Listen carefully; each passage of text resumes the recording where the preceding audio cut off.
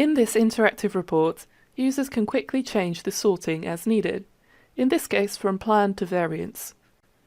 To annotate and formally communicate this within the company, we can highlight the report and create a message.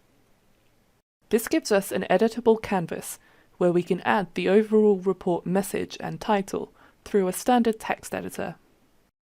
I'll just switch to a version that's already got that done and focus on annotating the numbers. To reflect the message at the top of the report, we can add a highlight on the +34 variance for California.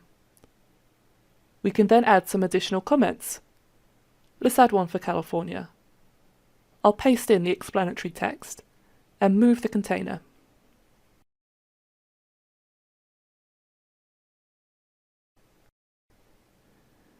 We'll also add one for Virginia, which will then be placed alongside.